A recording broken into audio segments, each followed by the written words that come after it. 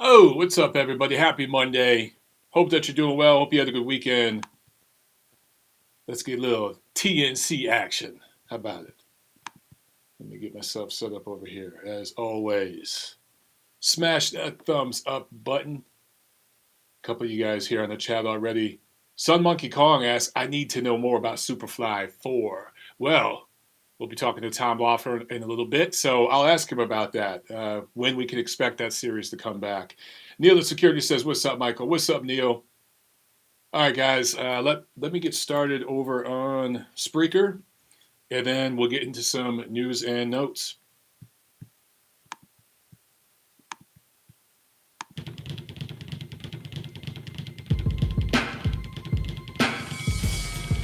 Hello again, fight fans. Welcome to episode number 221 of the Neutral Corner Boxing Podcast. I'm your host, Michael Montero. Happy Monday to you all, and I hope you had a good weekend. Gonna have a good week. We're slowly but surely getting back to work, and that includes the fight community. UFC just had a big event in Florida last weekend. Boxing should be back soon, guys. So no need for the feelings of doom and gloom. Probably in another month or so, we're going to have some boxing. Later on in the show, we're going to have promoter Tom Loeffler on the show. So if you guys have any questions for him, get them in on the chat. Now, as always, guys, make sure that you hit that thumbs up button on YouTube. If you're listening live on Spreaker right now, make sure you give us a like and a follow over there as well. As always, spread the word about the show. Spread the word about the channel. And I should remind you guys, I just posted an interview that I did with Joseph Parker over the weekend. Make sure you check that out. That's on my YouTube, but it's also all over, where the podcasts are distributed. I also put up 2 articles on ringtv.com related to that interview, so make sure you guys check that out. Joseph Parker was real cool. Setting up the interview with him was really, really easy. The only thing was, I think it's like a 14-hour time difference, so that was kind of crazy. Other than that, though, super cool guy. So much more than just a fighter. There's so much more to him, and I think that the community, not just the fight community, but just the broader community on social media, is starting to get an idea of that with the videos he's been releasing during the quarantine, during the lockdown. They've been a lot of fun, man. I think he's really increased his profile. I see my man Pietro's on the chat. I was just about to talk about you, man. So, guys, check out this tee from my man Pietro. PS shirts, check it out. On this tee, Mike Tyson, Arturo Gatti. Boom. 2 of the all-time great blood and guts warriors in the sport. This picture here on my tee, this has to go back to like the early 90s, maybe mid-90s. I don't know, man. But guys, check out my man, PS Shirts. Awesome, awesome shirts for diehard fight fans. You're not going to get this kind of shit at the store. You're not going to get this at the mall or anything like that. So, yeah, let me stand up just a little bit so you guys can see this. Oh, look at that. There, you guys can see I am indeed wearing pants. So there you go. You have proof. Or I should say shorts. But yeah, dope shirt. Awesome tee. Thank you so much, Pietro. I appreciate it, my man. You guys, check him out. Pietro, post your links in the chat so people can check out your stuff. You guys have seen me rock another one of his tees before, another Arturo Gatti tee. It was awesome, or it is awesome. And now I got this one with Mike Tyson on there. I get accused of being a Mike Tyson hater. Nothing could be further from the truth. I'm actually a big fan of Tyson. He was the man. And I've made this argument many times. You can make an argument. Of course, Muhammad Ali, probably the biggest figure politically in the history of boxing. But you can make an argument the most popular star in terms of just boxing, in terms of media, ever in the sport is Mike Tyson. And proof of that is what I talked about last week, man, where he broke the internet with that 6-punch combination that he threw, and he's posted some other videos recently. Everyone's sharing them. He's all over the place. So awesome tee. Thank you so much, Pietro. I appreciate it, man. And speaking of Tyson, he's talking about doing some exhibition fights, coming up, whatever. And Evander Holyfield posted some videos recently on social media saying the same thing. Now, Tyson and Holyfield have their faculties. They're healthy. And Holyfield really stays in pretty good shape. Tyson's gotten himself back in shape. I don't love the idea of them taking any punches, even if it's an exhibition. But I don't hate it if it's them. But I also saw James Toney came out with a video saying he wants to get in the mix. Now that I don't like. I do not like that because James Toney has taken way too much punishment. He's got what I call a heavy tongue. And I'm not saying this to diss him. I'm saying it because I care. Like, he does not need to be fighting no more. So I really hope James doesn't come back. But, all these guys, just stay retired, man. Just stay retired. But they saw Mike getting all this attention on social. And everybody was like, oh, shit, I want some of that, I think everyone's just a little bored and cooped up. Do you guys really want to see Mike Tyson or Holyfield or any of these guys in an exhibition fight? I don't think I want to. But, yes, I did kind of get my hair cut. Look at that. I got that high fade on the sides. Ooh. I was out working in the yard all day yesterday, and I kind of burned the back of my head. I got a little sun on the front here. Man, I used to go in the sun a lot when I was younger and get real tan. I can show you guys pictures where I look like a different ethnicity because I'm so tan. And now I don't go in the sun at all. I avoid the sunlight, My sister, she was a nurse. Now she does like reporting for the hospital. But I have several family members, that work as nurses and stuff. And they're like, Mike, you got to stay out of the damn sun. So now I go out there and do some yard work. And that's why I'm a little red on my face. But yeah, the back of my head right here where it's shaved, I guess because I was bent over all day lifting shit outside, the back of my head is red as hell. So like literally the sides are good, but the back, it looks like a freaking cherry or something. I don't know. Okay, so I want to talk real quickly about this UFC thing. Let's see. Our guest will probably be on like 10 minutes. Yeah. So we got a few minutes here. UFC 249, I think it was last Saturday in Jacksonville, Florida. A few of you guys have asked about it. A lot of people in the boxing community have been talking about it because, everyone's starved for fights. So there's a lot of boxing fans that are also UFC fans. And as for my thoughts on this, I think, look, Dana White set everything up. He did testing. Everybody involved was tested. In fact, I believe one fighter tested positive for COVID-19, was taken off the card, was quarantined and everything. So they took extra precautions. And as far as I know, it seems everything came out safe. So I had no issue with it. And I understand why he wants to get back in business. The only thing, I didn't realize it was a pay-per-view. And to me, that was kind of a blown opportunity. At first when I heard about this, I'm like, it's going to do big ratings because I thought it'd be on regular ESPN or something.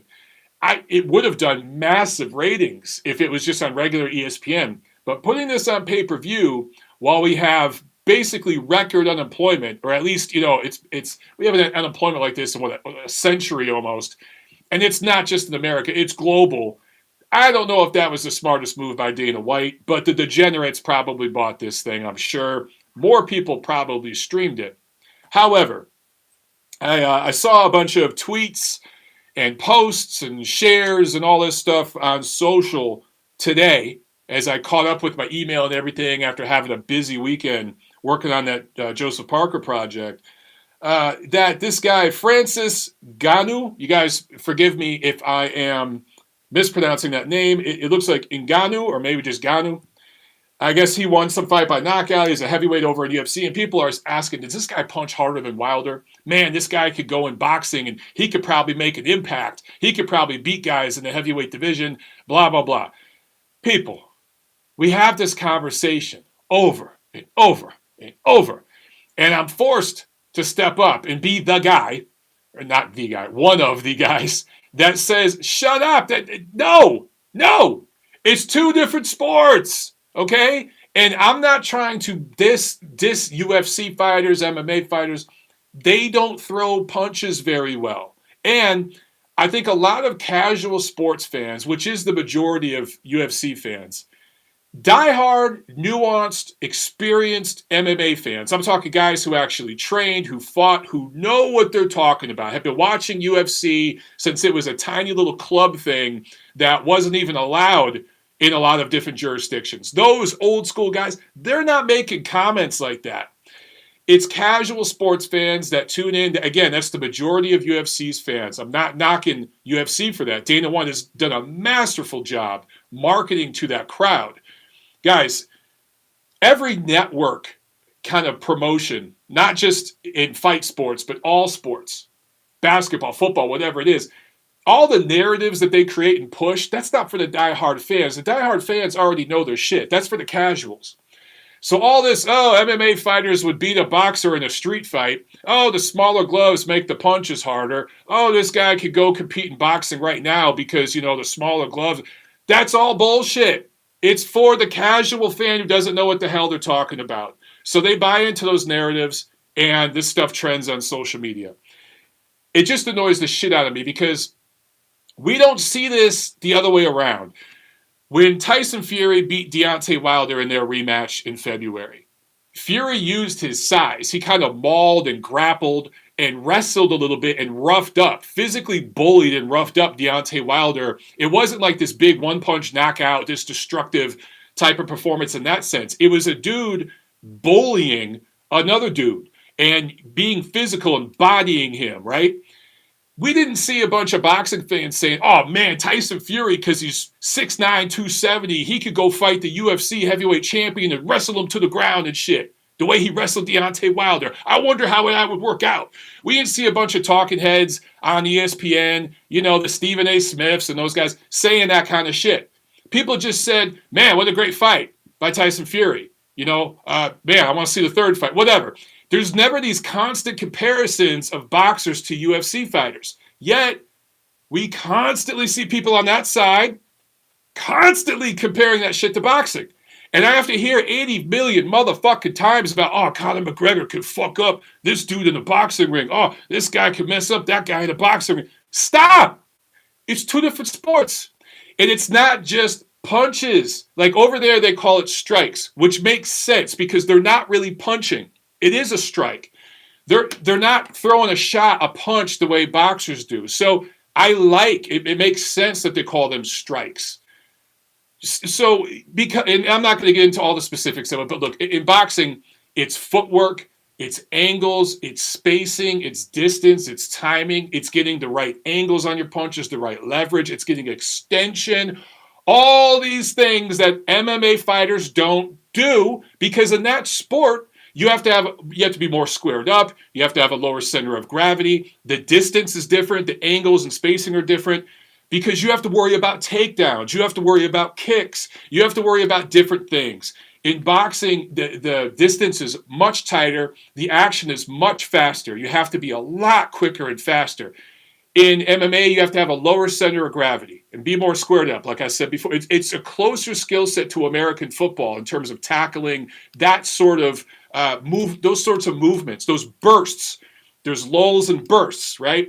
And in boxing, you're on your feet for 3 minutes. It's closer, I would say, to basketball, the skill set, just the movements of it, the rhythm of it. Even hockey, you can make an argument, okay? So it's just two different things. Stop making these damn comparisons. They don't hold up, and it doesn't matter. This guy, Francis Ngannou, is clearly one of the best MMA fighters in the world right now, or UFC fighters. So that's good enough. Let him dominate over there and be one of the best over there. Why do we have to keep comparing to boxing? It's the same thing I say about female boxing, always comparing itself to men's boxing. If female boxing, quote unquote, is equal to men's boxing, you wouldn't have to make those comparisons. I think those comparisons are made out of insecurity.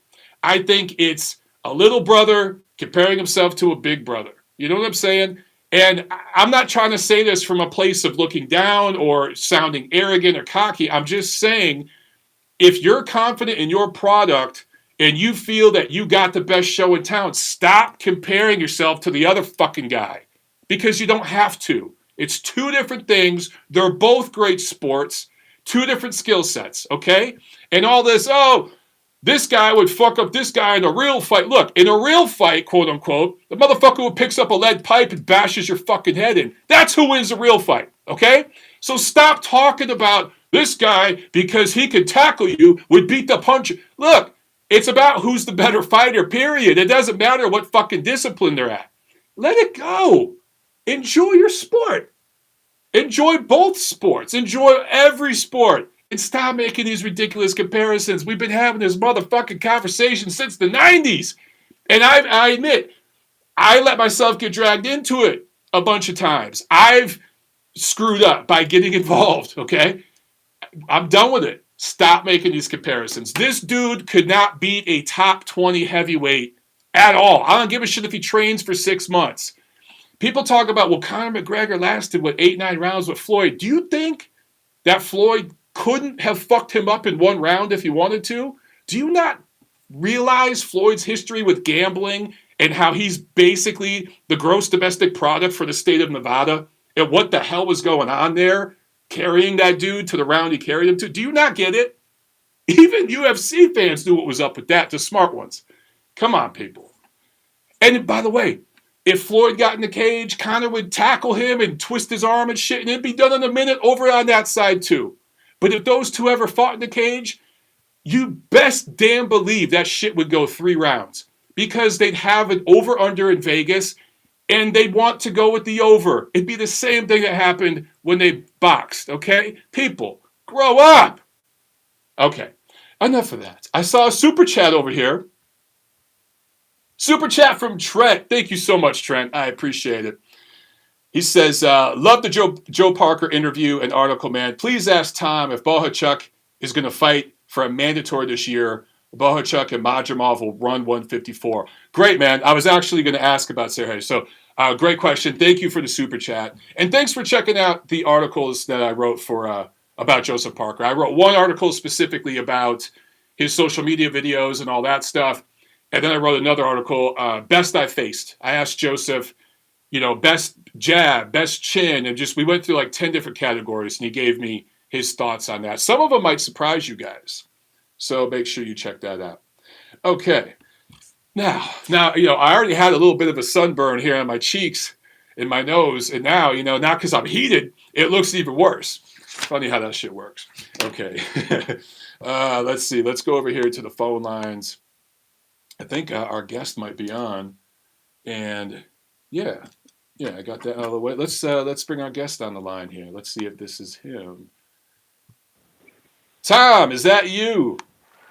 Hey, Michael Montero, how are you doing out there in Atlanta, Georgia? Good. How you doing, man? I hear Georgia's way ahead of California in terms of opening up. I think people are getting cabin fever out here in California. You know how it was when you lived out here. If you don't let people go to the beach out here in Southern California, they got big problems. Dude, how do you close the beach when you are the state known for beaches? How does that work? I don't really understand that one. I'm not an expert on policies or things like that. I figure, if it's a big, wide open space, at least let the people use it, but then naturally you can patrol it and give warnings if for some reason it gets abused, because there are some knuckleheads out there that, for some reason don't observe the social distancing, but to take away the right from everyone seems a little bit counterproductive. But at least the good news is I think on Wednesday now it's officially the beaches are going to be open, and the Venice boardwalk, where people can roller skate or ride their bikes or walk, and I think that'll just open up things a lot more. I think when people get outside the house, it just feels like a little bit of at least for me, it feels a little bit of a sense of normalcy, as long as you're doing something that is, again, along the guidelines of social distancing and everything. Yeah, I totally agree with you. I mean, especially in a place like LA where it's so compact, like you're crushed like a sardine can. You got to get outside. With here, I think it's been 2 weeks that they've had or a little over a week where restaurants are starting to open up. And I saw a lot of people bashing Georgia on the news because of that. But here's the thing.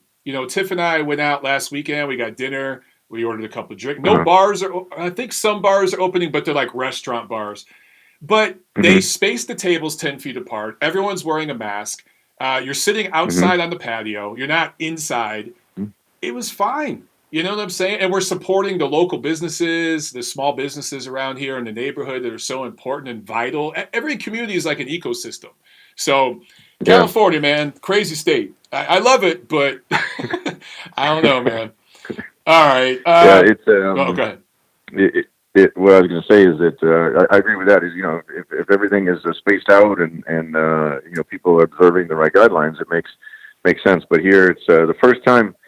I don't cook, Michael, so I was like 90% or 95%. I would always be in restaurants, and on Friday was the very first time that I actually picked up a lunch to support one of the local businesses out here, and it just felt good. Getting out and wearing the mask and picking up the restaurant. You're supporting them.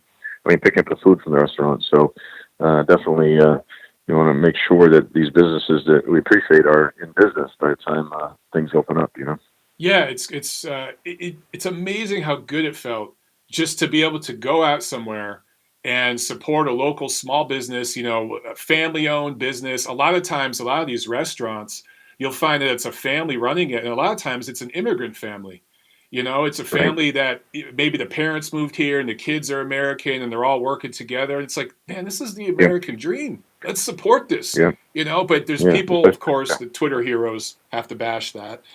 But speaking of getting back to work, let's talk about getting Sure. back to boxing. Because I know Okay. you just had a call with the California Commission earlier today, right? Yeah. Yeah. It was a conference call. Really got to appreciate the commission and what they're doing here in California, trying to keep everyone informed. Taking input from licensed promoters or everyone that's interested in doing business here. Big topic was UFC doing their show in Florida. Florida also seems to be pretty progressive in terms of allowing WWE there. UFC went there on Saturday. My understanding was for the majority of everything went smooth. There was one fighter. It was well reported. One fighter tested positive. I think two of his cornermen also tested positive, so they weren't able to compete. But I was texting with Dana, and he said it was an overwhelming success. I think everyone was so pent up and on the demand of just watching live competitive sports, and there was really nothing else on in terms of live programming, sports-wise, that I think everyone was tuned in to that UFC event. So it was nice to see that it went off successfully. If there would have been a major hitch or a big problem with the event, it could have put us back. Right. They had to get that while, right. So, It had to go smoothly, because if they had one issue, that would have just blown everything up, maybe for the rest of the year. Yep. Well, Mm-hmm. is there any breaking news from the conference call today in California? Are there any dates, any timelines as to when club shows can come back? Anything like that? Well, I'm hearing also on a bigger topic that other sports leagues were really keeping a close eye on how it went with the UFC, NFL, baseball, NBA, and because it went off, like I said, it went off, without any major hitches. I think that was a positive encouragement for those leagues as well. But to your question, they were clear in California that there's really no set time frame for, I guess it's what's called the Phase 3 opening, where they would allow a sporting event like boxing, but no live audience. The guidelines would be everyone would need to get tested at least twice beforehand, and what they're looking at doing, because it doesn't make sense to get a test, or it doesn't really have a big purpose to get a test, and then someone goes on an airplane and then maybe contracts it on the plane after they get tested. So then they need to do a second test the day before. They get the results. The lab that California uses gets them in 24 hours. So if you test on a Wednesday, and then you pass your Wednesday or Thursday, you pass your test, then you would be allowed to then go on Friday to the weigh-in. And only the people that have been tested would be allowed in that area of the weigh-in. Naturally, all the commission people, TV production people, anyone physically that's going to be in there. My guess is, they don't really go into detail, but I'm guessing there'll be some type of a designation, whether it's a wristband or credential, you'd be able to switch out. So a wristband, and then only those people would be allowed there. And then they'll have to be, pretty much quarantined until the event itself the next day. So there's going to be a lot of different procedures that people aren't used to being done, but at least there's a light at the end of the tunnel of how live boxing can actually resume. I think the earliest they're looking at in California, probably realistically, is beginning of July. I think that's the California time frame. Yeah, I've talked to a few people, and really since March, July, I think, has been the target out there. But, you think about, I know you've done a lot of interviews recently. I know you've been talking about this, so sorry to beat a dead horse, because you probably answered these same questions 100 times. But I think a lot of fans don't think about the fact that there are some fighters that can rely on a TV contract, TV money coming in, but there's a lot of fighters, most fighters, where the way that they're making money is off of the ticket sales, right? I mean, those shows you do in Hollywood there at the Avalon, that's very heavily dependent on ticket sales. So when can something like that conceivably come back? That's $1 million question. It's one thing to allow the fights to go on that would be televised, that are basically going to be in either a completely empty arena or TV studio, or people are talking about doing a boxing gym, with the camera set up, that type of thing. Avalon would work theoretically for something like that because it's a smaller venue, but it's a great TV type of venue. You've been there a number of times. That would work, but for the actual club shows or the smaller events that are dependent on the ticket sales, or the fighters, like you said, that sell a lot of tickets that are dependent on ticket sales. I think first of all, it's going to depend on how things go, starting in July, and then probably, just a guess, it wouldn't be until September, October, November before they open it up in limited capacity for public, and then. I think a lot of it's going to be interrelated with the other leagues also, because if you're at Madison Square Garden, for example, whether it's an NBA game with the Knicks or a hockey game with the Rangers or a boxing event with Triple G, whatever it is, it's all going to be similar guidelines. That's where it kind of it won't be just the boxing guidelines. It'll be, or the athletic commission guidelines. It'll be NBA, NHL, across different lines like that. So I know people are really concerned with the big arenas, like how that's even going to work, because you open up a big arena like that and you're at 40% capacity or maybe 50% capacity.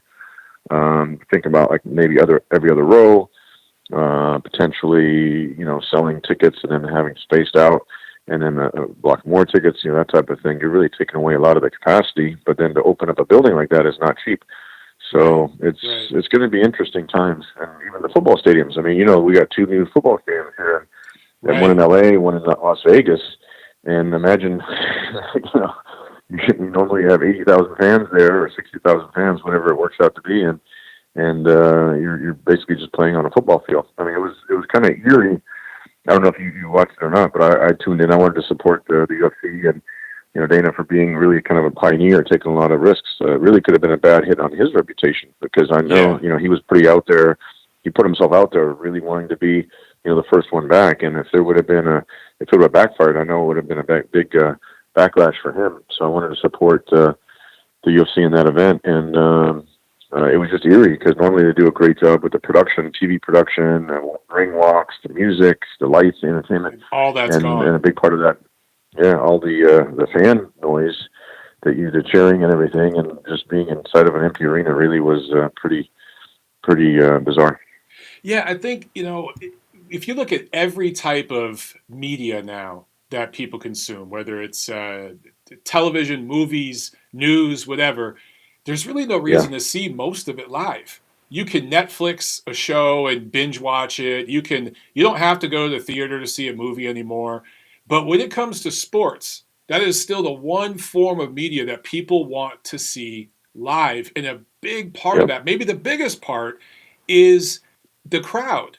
So how do you make up for that? Because as you said, Tom, it's not just the crowd, it's the pyrotechnics, it's the music, it's the lighting, it's all these different things that you really don't do if there's no crowd there. So basically you're going to get a dude walking to the ring with his chief second, maybe his cut man, whatever, and that's it. I mean, that's crazy. Yeah, it's really a big twist on everything. I mean, we've been involved in some of the biggest fights in boxing, as far as attendance, when the Klitschko fights over in Europe with the big soccer stadiums, or, Klitschko Joshua at Wembley Stadium, and to take that type of an atmosphere away is really, it's really uncharted territory, because there's always been, it's like every so often there's a challenge, but this is like a worldwide challenge that just affects everyone. And, when you start canceling soccer matches in Europe, I mean, that's our lifeblood over there. That's like us over here, with baseball,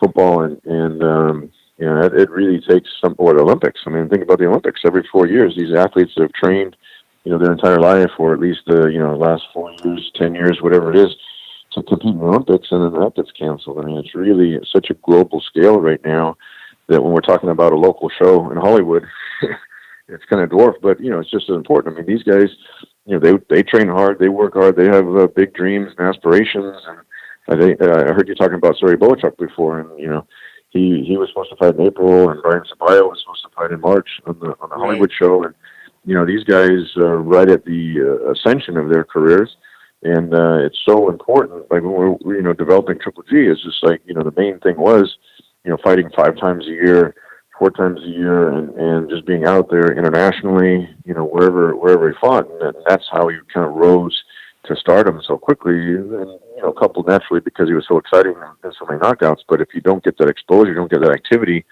when you're kind of like in the beginning stages of your career, it's hard to really make that transition, and it's going to put people on hold, potentially 6 months up to a year, just depending on how all this shakes out. And it's huge. I mean, a guy like Bohachuk is right there. And right on the cusp. Yeah. Really it's just right. I mean, this was going to be the year where maybe he could work himself into a mandatory. In fact, one of my one of the guys on the chat just asked about that. What happens to a situation where maybe a fighter was right there at the cusp, getting that mandatory spot? Can that be pushed up or anything now, or does basically what was going to take place, over the first and second half of this year, does that plan continue? Or does the plan change now? Do you think some of those situations could be expedited? Well, we're still going to try to push them as much as we can. Typically the way it works with boxing ratings and organizations and things of that nature, if you're inactive for over a year, you get dropped out of the ratings. I think, everyone's going to take into consideration this, 3-month, 4-month, 5 or 6 month period where people can't fight just because, you weren't able to fight. But, once it starts up again, and then naturally the progression would be try to get him to fight or try to get a fight with he's rated number 12 now in WBC, number 10 in the IBF, so he's cracked like the top 10 ratings of the world. And if he beats another top 10 opponent, then he's like right there, working towards a mandatory. So I think it just puts it doesn't put him backwards. It just puts a delay on his position of when everything starts up again. Then he'll have to stay active. And the great thing about a guy like Bohachuk, he realizes that you saw what happened with Triple G. He's been in the training camp up there a number of times with Gennadiy, and he sees, look, you got to fight, you got to be exciting. You don't have to knock guys out, but it doesn't hurt. And the tougher the competition, the faster you arrive in the ratings. And that's the stage where he's at right now. So in terms of mandatory, getting back to the question that callers or viewers had asked, that probably realistically won't be in a mandatory position until at least next year, just from how things are shaking out. Let me ask you this. I think there could be an opportunity for a state like maybe Georgia, Florida, whoever it is. There's going to be at some point one state where the governor says, okay, we've played around for a couple months. We've had a couple sporting events with no crowds. We're ready to open up to a crowd now. If you, let's say it's Georgia, and you wanted to put on those shows you do at the Avalon, but let's say, maybe you could get something worked out to come to Atlanta and put on a show here. If this state's open and no other state's open, how does that work with, let's say, the sanctioning organization? Could the sanctioning organization put the kibosh on that and say, no, because they have their own guidelines and they don't want to go with what Georgia's doing, for example? Do you go by the state commission, or do you have to adhere to the sanctioning organizations in that, with that stuff? Well, for the title fights, you definitely have to also abide by the sanctioning body rules. Sometimes WBC, for example, or whichever sanctioning body it is, WBA or WBO or IBF, whatever it is, have their own individual rules. For a title fight, then it kind of takes over. As far as for them to actually sanction a fight, has to definitely go by WBC rules. But in most cases, they will defer to the local commission. So if you go to Germany, we go to Germany, it's it's different dealing with the German commission than it is, for example, California commission or Nevada commission, or even you go to UK, and that's a whole different ballgame over there. The British Board of Boxing Control is like its own authority Right. over there. So they'll defer to the local commission rules. So theoretically, if a commission will allow a fight to go on and will allow public to be there, and under whatever circumstances is, whether they get tested with a temperature, a thermometer, or they have to wear masks, or whatever the circumstances, I think that the commission or the sanctioning body would defer to the local commission, because the commission is the one that actually would take the responsibility. When you get licensed to compete, Right. you need to be licensed with that local commission. So they take on the responsibility and liability for the testing. Now, WBC has, for example, their own additional testing requirements. They have like the clean boxing program, which Right. fighter can get tested year round. So they go a lot of times up and beyond, above and beyond the local commissions. But I would see if there is a state that allows it, that the sanctioning bodies would allow a title fight to go on in that particular state. I think they go along with it because ultimately they're going to get their sanctioning fees. So if no one fights, they don't get their fees. You know what I mean? Everything's funny when you're making money. I just think there's a big opportunity for one of these commissions to jump in and say, hey, we're open for business. We can have fights here.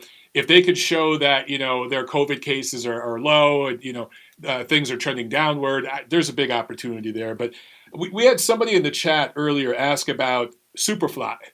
Are there any plans in the works to, of course, I know everything's been crushed with the lockdown, but are there any plans in the works, or were there at any point to do another Superfly card? I tell you, that was one of my favorite series. Those were awesome, man. Oh, yeah. The Superfly shows, we did 3 of them, and I think for the value, the TV ratings HBO got versus the value of the license fees they paid, we really changed the economics of the flyweight division with those Superfly shows, even when Chocolatito was fighting as a co-feature on the Triple G show. So if there's a way to start that series again, I would definitely.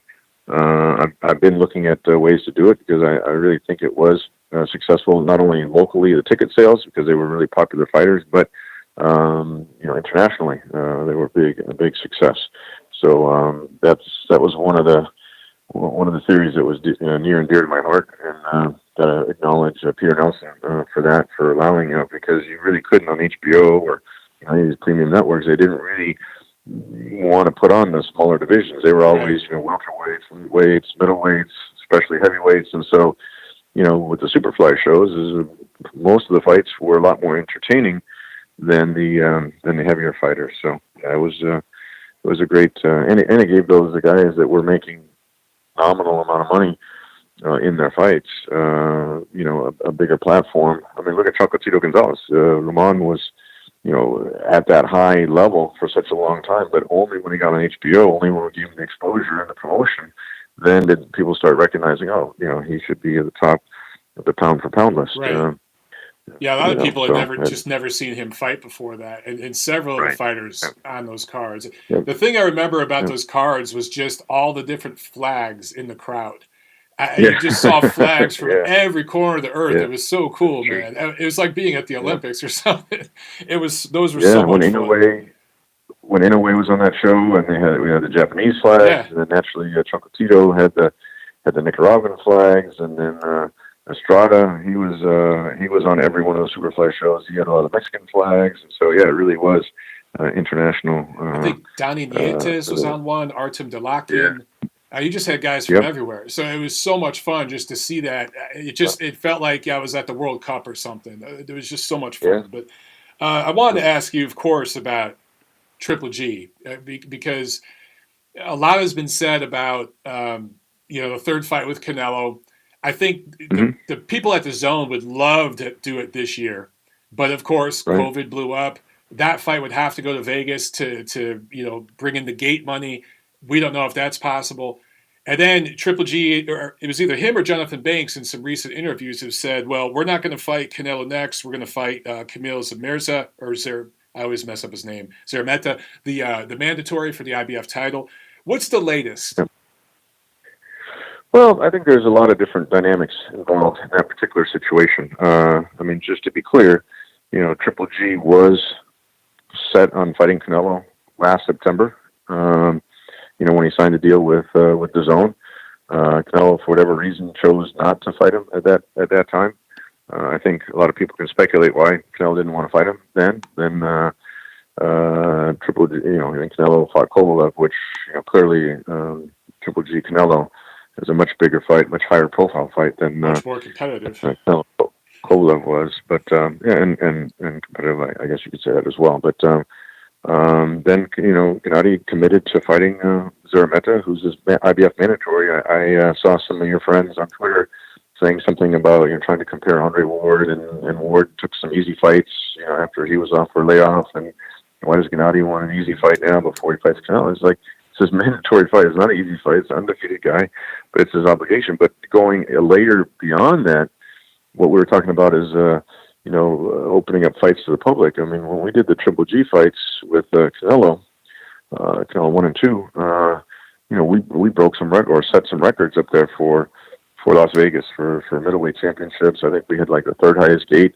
for the first fight, and so when you take that component of a huge fight like that and you take it out of the financial equation, now all of a sudden you're talking about something completely different. So I don't even think it's realistic to have a huge fight, a huge audience by September or whatever date that they're speculating that third fight might happen.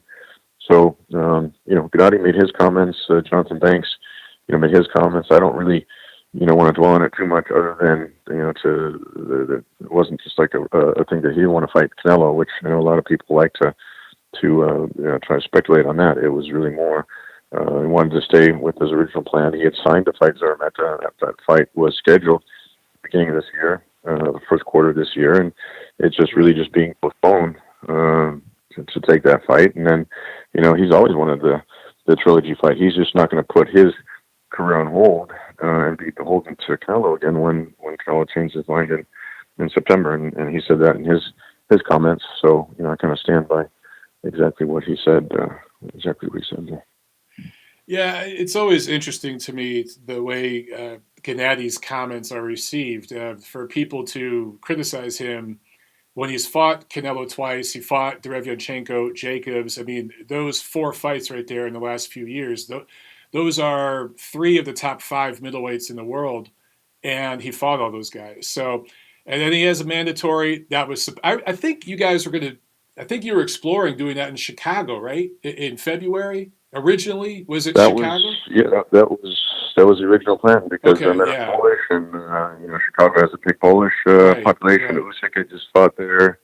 I was there for that one. Show. Yeah, they did well. So that would have been interesting to do in Chicago, but everything has kind of changed since then, and it's just really up in the air as to, we don't even know when a fight could take place, and then wherever the location is, that'll be kind of secondary. But I think everyone would like to kind of get a fight like that done, and then see what happens with the Canelo fight. I know you've been a big supporter of Triple G over the years, and you've probably had your Twitter wars with a lot of the people that for whatever reason try to criticize him. I was talking to Doug Fisher. We do that Sunday Periscope every week. And I was, cleaning out some of my, just organizing some of my things, and I came across some older Ring magazines. 2013. It was just a random one, March 2013. I looked at the middleweight ratings. I looked at all the guys in the top 10 of the Ring magazine ratings, and Gennadiy either fought him and knocked him out, or there was 4 top 10 guys that he knocked out. Sergio Martinez, who was considered the best at that particular time. His promoter, famously said he'd never put him in with Triple G. Then there were Pirog, who got injured, and Gennadiy had actually signed to fight him, and then Pirog got injured and couldn't fight him. So if you look at, and then there was Ndam had vacated his title in order not to fight Gennadiy. Actually, mandatory. I've never heard that before. Mandatory actually vacating his spot, not to fight the champion. Yeah, that doesn't happen very often. it's been bizarre. I mean, that happened with Canelo originally when Gennadiy was a unified champion, and a fighter actually vacates a title not to fight someone like that. But it's for the people that know the history of Triple G and go deeper into his what's really gone on in his career, they see like we went to great lengths to fight the best available guys. I mean, nobody wanted to fight Martin Murray. You remember Martin Murray fought Sergio Martinez in Argentina, dropped him twice, only got credit for one, and arguably won that fight. And nobody wanted to fight Murray because he wasn't a champion, but a very dangerous opponent. We actually, Gennadiy flew to Monte Carlo just to fight him because he couldn't get a visa to the United States. He had a challenge getting his visa over here to the U.S., but he could fight him in Monte Carlo. That was the best available person at the time, and but people like to kind of overlook those type of things. But he's on track. He looks great physically. He looks like he doesn't age, and I know he takes well care of his body and all that type of stuff. So I think Gennadiy is one of those guys that really can fight as long as he wants to, because people start to try to bring that up, as far as he's getting older and that type of thing, and I don't really see much of a difference. I know there were a lot of things with Derevyanchenko fight. Look, you can't take anything away from Derevyanchenko. There's a lot of people that thought Derevyanchenko beat Danny Jacobs, or at least got a draw with Danny Jacobs, and Gennadiy was one of those guys that fought the young, hungry guy that was coming up from Ukraine. And my friends from Ukraine said, "Why would you fight Derevyanchenko? It just makes no sense." Because they know his amateur background, and Gennadiy had no problem taking that fight. He won his IBF title back, and if he makes another title defense now, that was the other thing with the Zarmeta fight. Getting back to that, if he makes one more title defense, he'll actually have broken Bernard Hopkins. It wouldn't be consecutive title reigns, but it would be 21 title defenses. Would be the most middleweight title defenses in boxing history. So when you can make history like that, that's a big statement. Yeah, if that happens, Tom, some of the people on Twitter and YouTube are going to go nuts, because then they're going to talk about WBA regular versus WBA super. It's just, oh man, because I think Gennadiy obviously is favored against Zarmeta, and if he beats him, you're right. That is the in terms of total defenses, he's there. Yeah. And there's just going to be some people who just won't like it. I don't know what it is about Triple G, but he's kind of become a polarizing figure. I guess when you're one of the top guys in the sport, that just naturally kind of happens. But there's some people, I don't know if they're threatened maybe by what he represents, because I've talked about this in recent videos. There's always been these demographic waves and shifts in boxing. And, right now you're seeing the Eastern European and Central Asian fighters really start to make a mark in the sport. And maybe that just scares people. I don't know what it is, but you're just seeing a lot of these guys starting to come over now, and they're not just opponents anymore. They're coming over and they're making money, big time money. They're getting contracts, all this stuff. So. Well, I think Gennadiy opened up a lot of doors because of his success, because of his TV ratings that we were getting on HBO. He really opened up a lot of doors where, a lot of people, when I had the meetings, I remember like yesterday when I was meeting with HBO and meeting with Showtime, we were basically begging just to get an opportunity to put Gennadiy on a television platform. Well, people forget those days. A lot of people don't know. I mean, we've talked, but a lot of people, I'm sorry to interrupt you, Tom. I just want to get this out there. A lot of people don't know that you guys went through that process. They think I think some people just have this notion that you signed Gennadiy, came over here, was fighting for millions and millions of dollars on HBO. And it's not like that. He was barely covering costs up front. There were fights where he didn't make any money, not necessarily on HBO, but when he fought down in, he fought in Panama a couple of times. He fought in Ukraine. I remember we fought on the K2 show in Ukraine with Bison Groff. It was basically, he was just fighting so that he can make title defenses and stay active. And then we got the big break on HBO, and that only happened because Daniel Gill pulled out. We had cornered Felix Sturm. I think you remember that Sturm had gotten so many exceptions from the WBA, as Gennadiy was the mandatory challenger for over 2 years. And then finally it was, okay, either you make a unification fight or you have to fight Triple G. And so he offered Daniel Gill, I remember the numbers exactly, he offered $600,000 for Daniel Gill to go over to Germany. If we could have got another champion like Triple G for that amount of money when he was on HBO, I mean, it was just it was crazy the way that Triple G changed the economics of that whole middleweight division. But anyway, So he jumped out of the fight with Pirog, and because he figured Sturm would be an easier fight in Germany, which turned out to be the case. He won that fight, and Pirog was coming off the big knockout over Danny Jacobs, so nobody wanted to fight him. And so he told HBO, yeah, it's no problem, we'll fight him. And then Pirog got injured, and then Artie Kalulu was the promoter of that show, and Artie tried everything to get us to turn down the fight. When Pirog pulled out, he reduced the money, saying, well, HBO is paying less, which probably wasn't the case. But then also, he got the completely opposite style.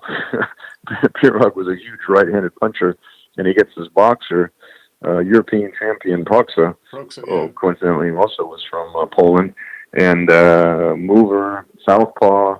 A lot of fighters. It was 2 weeks before a fight, or I don't know how long it was, maybe a month before the fight.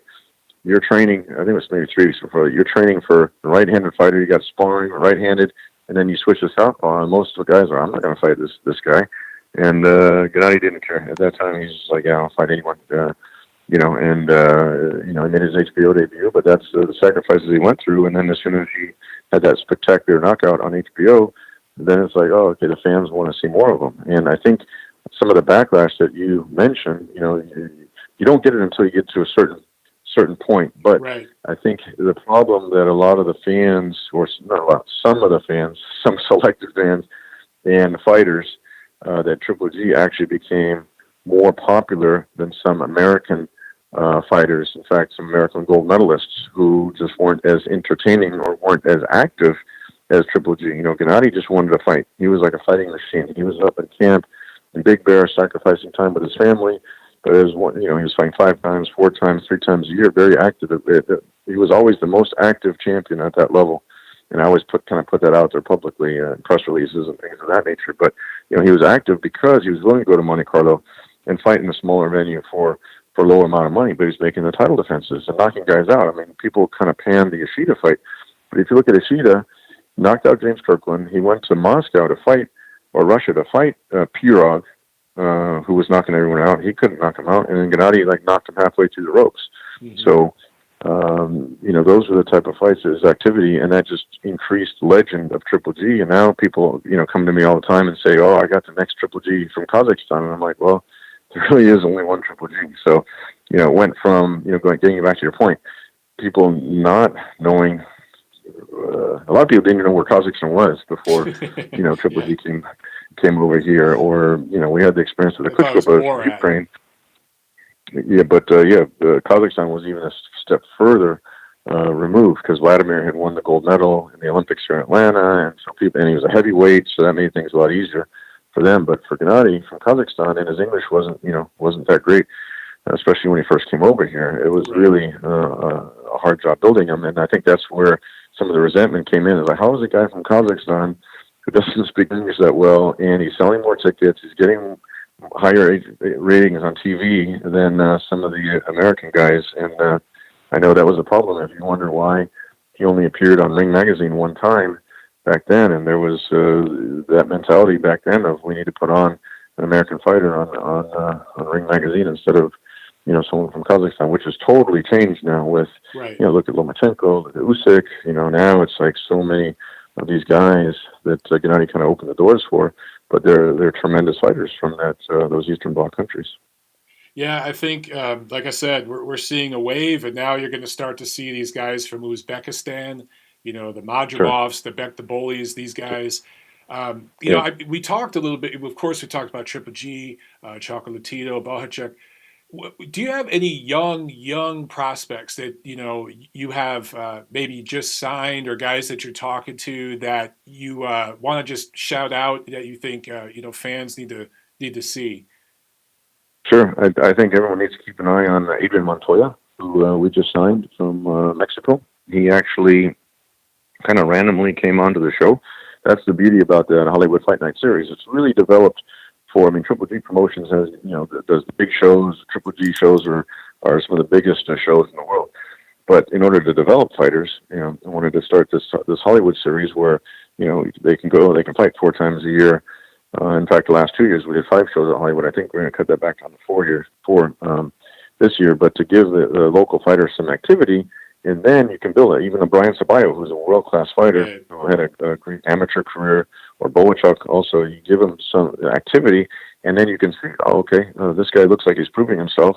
Does he want to, is a larger promotional company going to want to, work with them, kind of like as a testing ground? And Ceballo fought at the Hollywood show and then fought on a couple Triple G shows at the Garden last year, and fought tough guys. He sold a lot of tickets. He did everything you're supposed to do. But those are kind of like, the developmental grounds.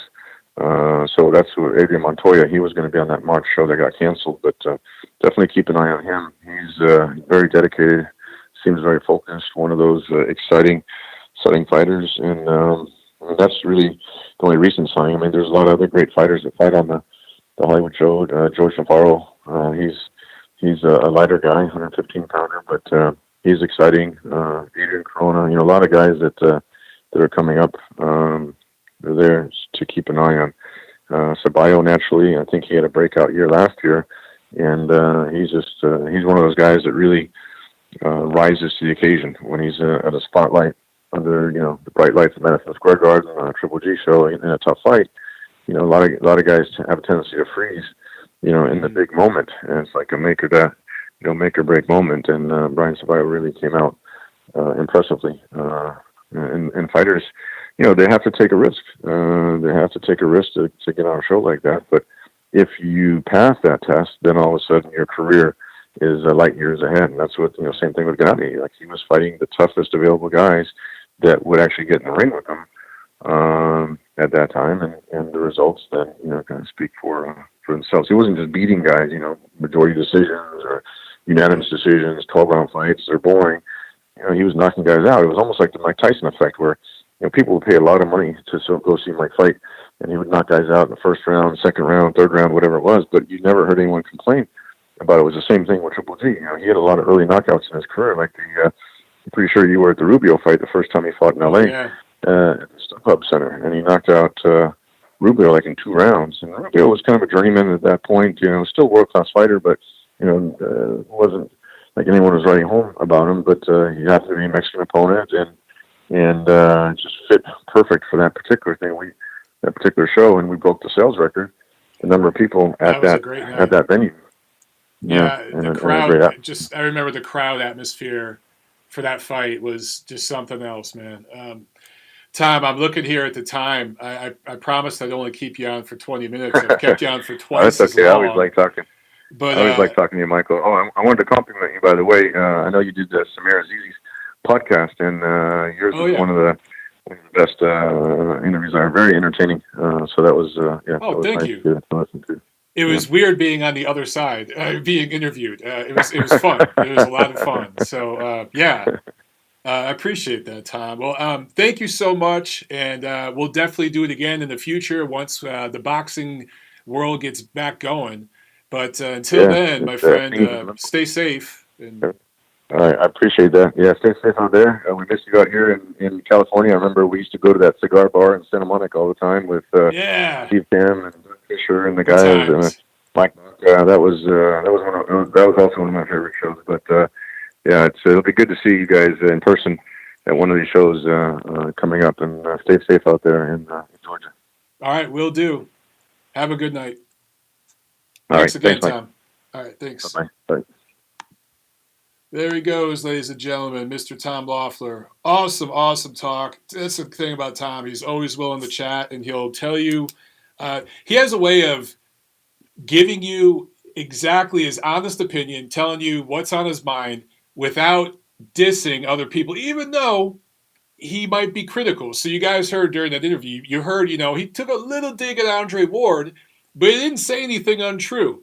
A little dig at Canelo, but he didn't say anything untrue. He keeps it. He's just very, very good at keeping it professional, keeping it even keel, while still telling you the truth about some shit that some people don't necessarily want to hear. We got a call here. Guys, by the way, if you want to call in, jump on here. We got one call here I'll jump to real quick. Any of you other guys want to chat, get on the line. 773, you're on TNC. Go. Man, good interview with Tom. Great stuff there. I want to touch on this UFC event real quick because I was watching a lot of people critical of the striking in MMA. And it's funny, if you watch the kickboxer, the decorated kickboxer, Jairzinho Rosenstruck, he looked like the sloppy wrestler. People like to brag on, just a bunch of wrestlers with sloppy hands. And if you look at the main event, it's main and co-main event, it's all four wrestlers come from wrestling backgrounds. And they look like the polished strikers, the wrestlers.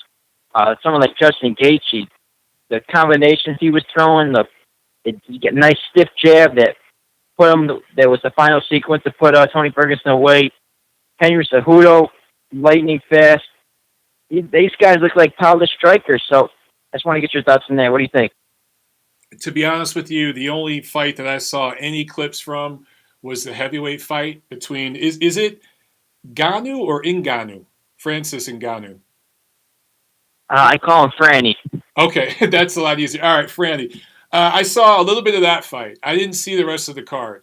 Had it been on regular ESPN, I maybe would have checked it out. But, the fact is on pay-per-view, I'm not a big UFC guy, so I did see some of that fight. Look, what I tell people is, because this argument comes up a lot about comparing UFC to boxing, or MMA, I should say, to boxing.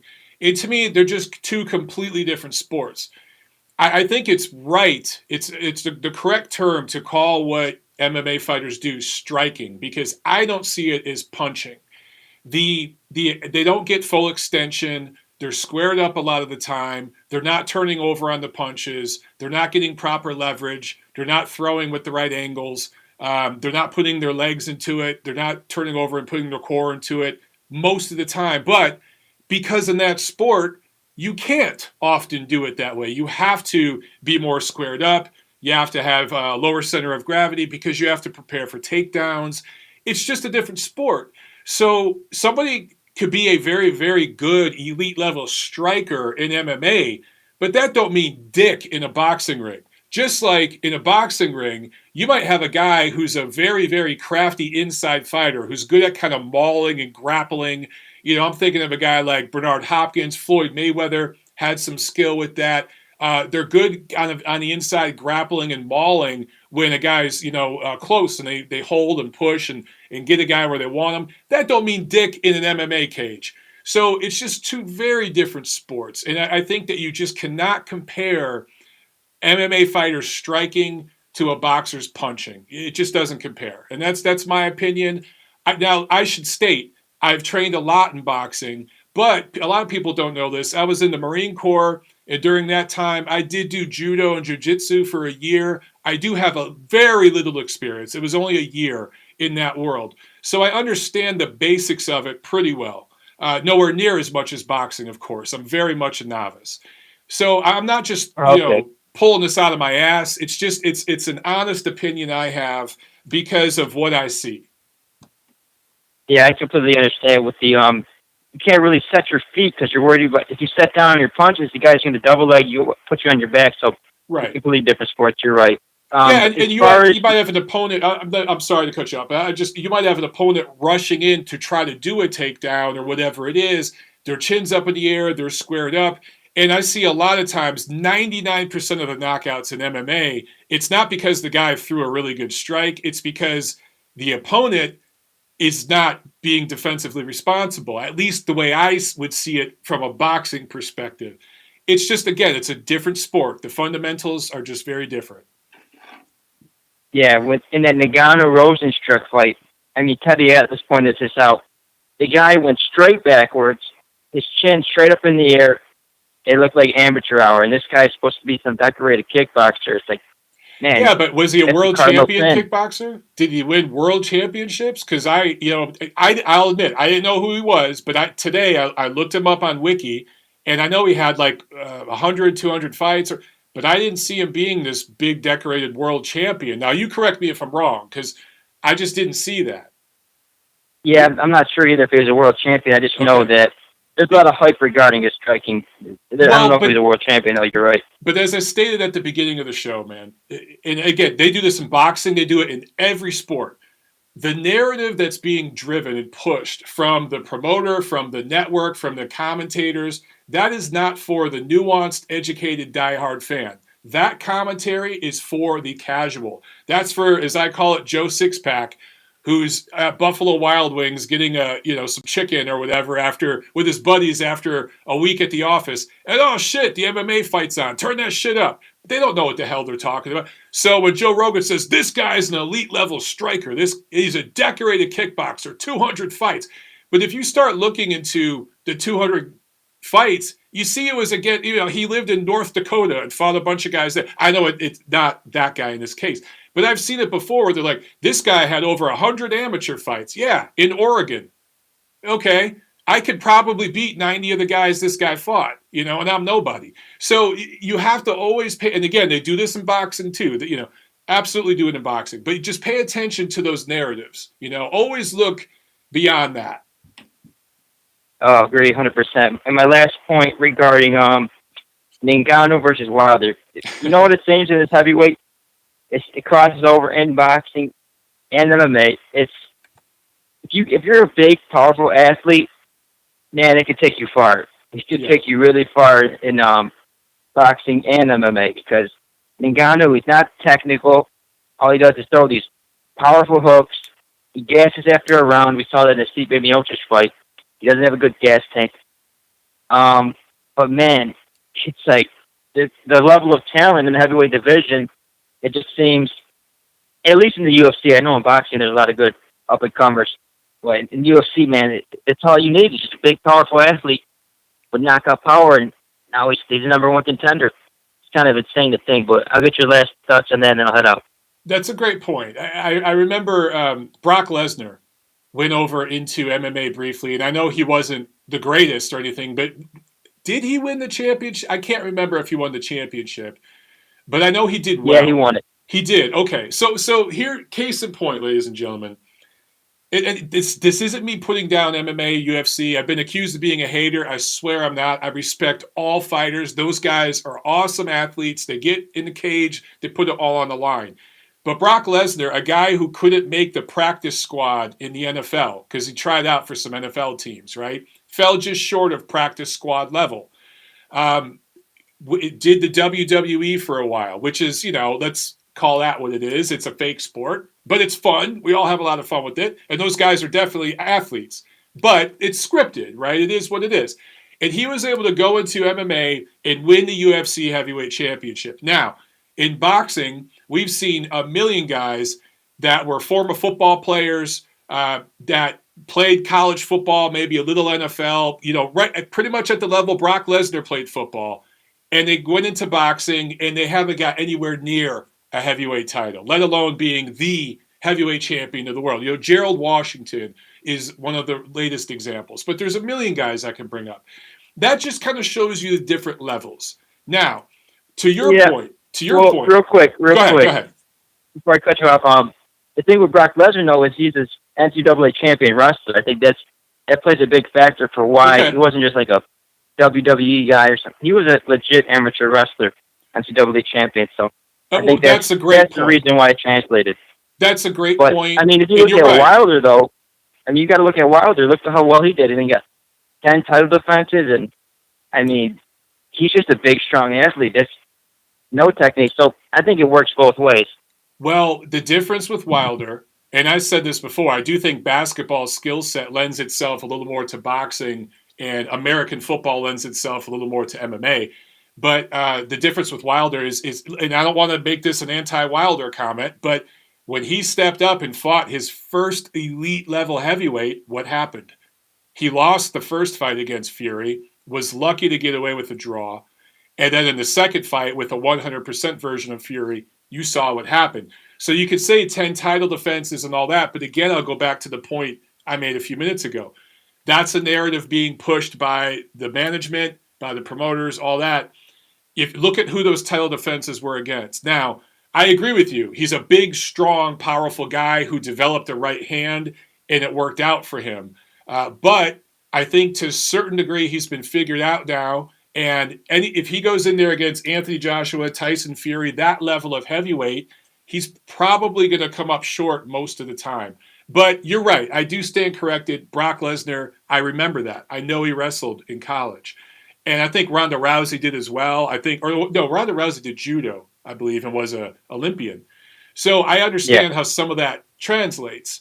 I actually think having a wrestling background in MMA is much more important than a boxing background or anything like that. It just seems to translate better to the rules over there.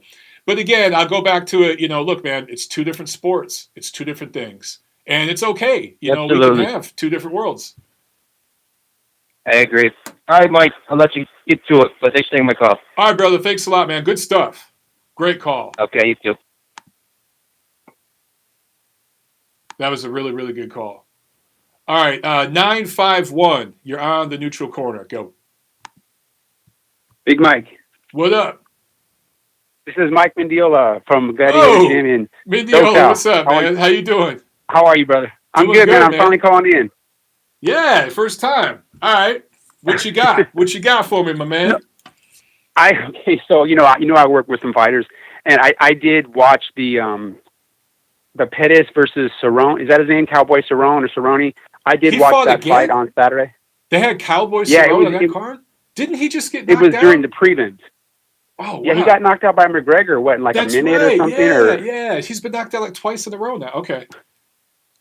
Anyways, that was probably, I think I tweeted something about it. It was about my third or fourth fight I've ever watched from start to finish, because we're obviously, like, we're all starving for some kind of combat sports or sports in general. I'm watching in the mornings. I'm watching Swedish harness racing on TVG because there's nothing on. Oh shit.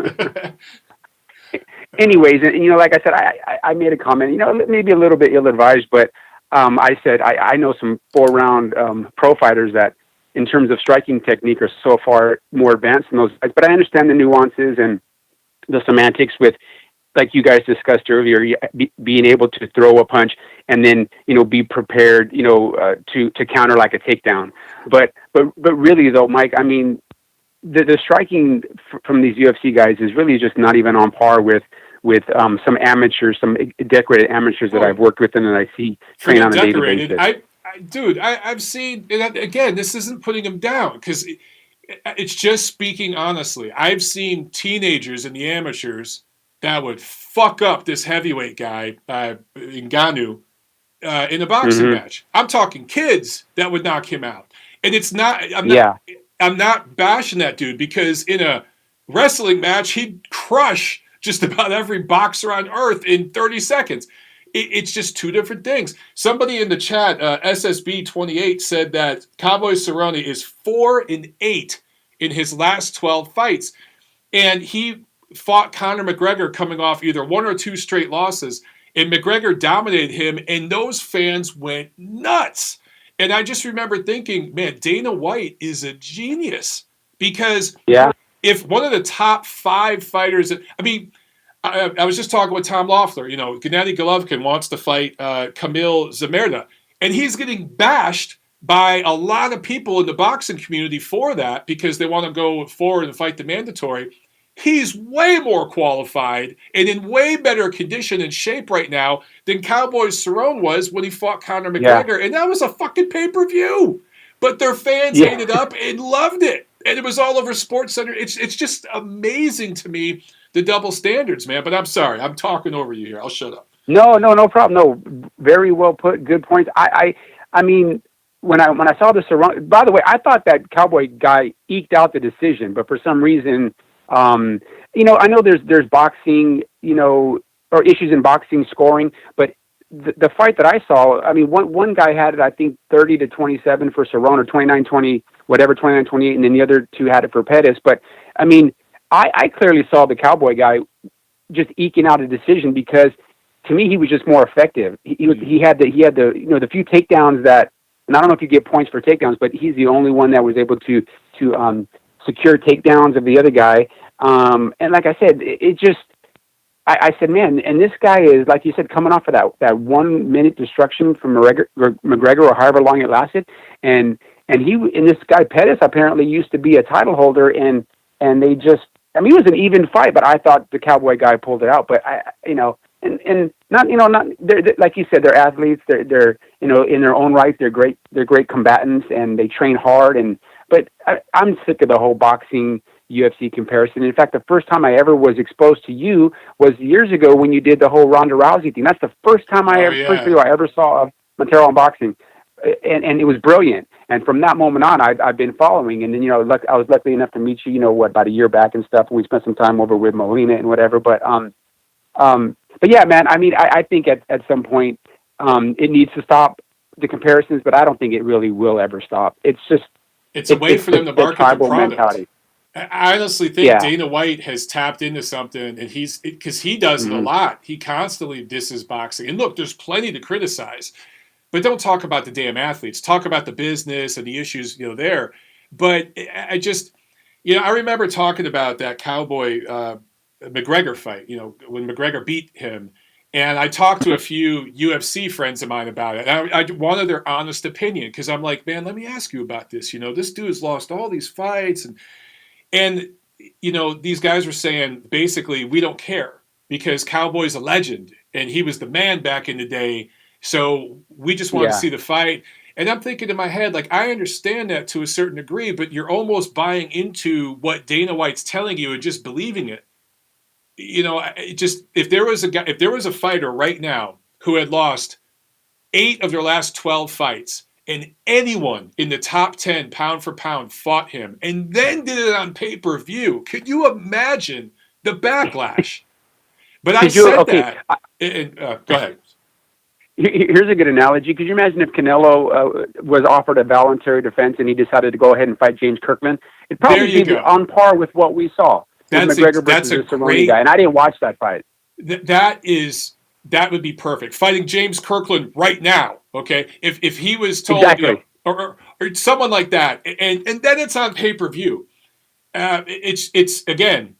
It's brilliantly marketed, and I almost compare the media machine and everything behind UFC. To me, it's similar to what the NFL does, to what the NBA does, where it's casual fans tuning in because it's on TV and they buy into the narratives that are pushed. And I'm not dissing any of that, okay?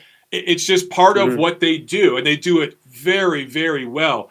And boxing fans, to a certain degree, were pricks because not that there aren't casual fans, because of course there are, but day to day, week to week, the people watching the club shows, the mid-level shows, it's degenerates like us. So because we're so knowledgeable, sometimes we're pricks about it, and we're a little bit of elitist, I guess. Yeah, there's the right word. Yeah, maybe boxing fans are more elitist. Even though what's funny is the demographics of boxing in comparison to MMA, we're the poorer sport. We come from the inner cities. We come from the immigrant classes. You go, dude. I'm always amazed. You go to the suburbs of any city in America. That's where the MMA gyms are. They're in the suburbs. They're not in the city. Like we're from, where the boxing gyms are in the working class neighborhoods in the city. You go out to Orange County, and you know what I'm talking about, dude. There's that one huge gym out there. That's where the MMA gyms are. Yet, it's boxing fans who are the elitist pricks. Anyway. Yeah, but speaking about boxing, I'll just make one other brief comment. But in regards to COVID, with the whole, how it's shutting down boxing and stuff, we're actually, over at Gladiator Gym, Johnny's gym, I'm actually in the process right now putting together a COVID disclosure, like a waiver type thing, because, going forward, we're just going to have to monitor each and every person that comes into that gym. It doesn't matter if it's a trainer, anybody that comes into spar or train or whatever. We're just going to have to really this whole thing has just changed just the landscape of everything. And then boxing gyms have been hit hard. I know you talked about it about a week or two ago. You talked about, and I think you posted something earlier today about a gym in LA closing down, or on the verge of closing down. I totally forgot about talking about that on the show. I was going to talk about it at the top of the show, but my main gym. Well, there you go. There's your segue. There's my segue. Appreciate it. It's sad news, man. The gym that I trained at, I trained at a bunch of different gyms out there, but my home gym, if you will, that was literally like 3 miles from my house, my condo. Yeah. City of Angels Boxing closed. And I talked to them over the weekend, and I said, is this because of COVID? And they said, yeah. It's basically like the fucking governor wouldn't let them run and operate. And for 2 months, without getting that revenue, most gyms are hanging by a thread. And then there's a lot of people that are scared to go back anyway. They had to close, bro. And that was a very successful gym. Yeah. So Well, It's you know, sad. our gym's private. Our gym's private, so we don't really have to rely on people coming in and monthly memberships and whatnot. But still, though, it really has put a halt to a couple of young, promising pros. Careers are just completely on hold right now. Robert being the age that he is, he's not old. Robert's in his early 60s, but he's in that demographic that has to really, watch his health and stuff. So he hasn't been able to get to the gym at all. And a buddy of mine I talked to an hour ago in the music industry. I do music as well. He's on the verge of losing his rehearsal studio, and he reached out to my band and a few other bands that have been regulars there over the last several years, and is asking us, hey, the only way I'm going to keep the gym alive is if I do lockouts, which basically means we can purchase a room for a set duration, like a 30-day, basically like a 30-day cycle, to keep because you can't have the constant flow of all these just different people coming in, different bands and whatnot. So it's not just boxing gyms; it's hitting music studios, rehearsal studios. But that's a whole nother topic. Maybe I don't want to take up any more of your time, Mike. I appreciate the call. It's nice catching up with you. I hope you and Tiff are staying healthy. And next time you're out having a beer at a restaurant, think of us here, because we still can't do that. Oh, man. Okay. Yeah. Thank you so much for calling in, bro. And look, next time we're out there, we'll get the ladies together and we'll all go out, get a few drinks. Hopefully at some point in the future, it'll open back up out there, and we'll definitely do that. And you come to the gym, we'll get you some sparring, man. Hell I got a heavyweight from Rivers. I got a heavyweight from Riverside. He's a good fighter. He's a young kid, but you guys need to do some sparring. I'll work your corner. Hell yeah, dude. All right. Sounds okay, good, Mike. brother. All right, man. Have a good one. Bye-bye. All right, let's jump to another call here. 353. You're on the neutral corner. Go. How's it going, Mike? How are you? What's up, man? How you doing? I'm doing great. Shout out to everyone in the chat. Hit the like button. Support the show. It promotes the growth and visibility. Mark speaks the truth. Hit the like button. It's true. It is. It is true. Especially because YouTube do everything to keep you below 10K. Hell yeah, you need to push that, guys. Yeah. What's up with that? Push that. You're stopping people from growing. You know yourself. But yeah. Okay. So. Random ass question, nothing to do with anything. But I was just looking at something, and I wanted your thoughts on it. Do you think the International Boxing Hall of Fame have started a dangerous precedent, by putting in certain fighters into the Hall of Fame? You've got Gennadiy in there. I know people mention him. You've got Vitaly in there, who I don't think should be. I know people will kill me for that. You've got Barry McGuigan in there. I know he did a lot for human relations in Ireland and UK, but he shouldn't be in there. And you have players like Lou Salika, Eddie Booker, young Peter Jackson, etc. not in the Hall. What's your thoughts on that? I don't know what to think about the Hall, man. I've never been up there. I've had opportunities to go up there for that week and everything, and I've thought about it. But to me, I kind of don't get it. Being way up there in upstate New York, I don't know if the Hall belongs there. I know there's a lot of history and everything, but as far as the criteria for, every year a certain amount of fighters gets in, and then they have the non-competitive category. They have several different categories, which I don't mind. I think that if you've made a significant contribution to the sport, and as a writer or as a commentator, cool. I think there should be a spot for you. That boxing's not the only sport that does that. But by saying, okay, I'm trying to think, is it 5 fighters a year, 3 fighters? I can't remember. 5. Is it 5 still? Okay. Yeah. I think it's 5 on the short nominee and 3. So 5 the short and 3, nominee is 5 and then, So it's 5 short nominee and then 3 actually get in. Okay, yeah, I think that that's just dumb. I think some years there should be 1, some years there might be 5, but you should have to get a certain percentage of the vote. And, there should be a certain threshold. I don't know what that is. But a lot of times the writers that vote, they have biases. So how many people who vote at the International Boxing Hall of Fame are from the northeast part of the United States? At least historically, a lot of them. So I think they could maybe diversify the crowd a little bit, and they could find a different way, because voting in, a certain amount of fighters every year, even if it's a weak year, that sucks. And then if it's a really strong year and you have 5 guys that truly belong there, we've had years like that, it sucks that some of them have to wait. Absolutely, absolutely. Now let's get a little bit more back onto the topic, right? So the UFC happened this weekend. I enjoyed it. I thought it was okay. It didn't cure my desire for boxing. I'm not going to be picking UFC over boxing anytime soon. And Ngannou's gotten crazy hype off of that knockout, hasn't he? Like a lot of hype. A lot of people are saying, "Oh, this dude would knock out all these heavyweights." I thought about a fantasy crossover fight, if you'd like to hear it, between Ngannou and a certain fighter. Right. I think Ngannou should get into the ring with Dave Allen. I know that sounds funny, but I genuinely no. I've seen Ngannou fight before, and he gasses. Well, yeah. After one round. That kind of muscle. Knock out Dave Allen in a they're round. Not doing VADA testing over there, but yeah, he's a big guy. If he can't knock out Allen in a round, could Dave Allen knock out Francis Ngannou? I think he could. Absolutely he could. And I don't think he'd knock out Dave Allen in a round because Dillian White went 12 with him. And I don't think he hits much harder with full gloves, everything, and drug testing than Dillian White. I think if that was a 10-round fight, absolutely, Ngannou would get stopped. It just, and again, I have to say it because, I have to preface everything. If Dave Allen wrestled in an MMA cage, Ngannou would beat him. So, it's 2020, so I have to say that before, it doesn't matter. I'm going to still take shit. But I'm with you, man. Like, people do not understand the cardio requirement for boxing. It's crazy. I'm saying this as a former Marine. I would get up and we'd run a 5K before breakfast, and then we'd go out and run some more.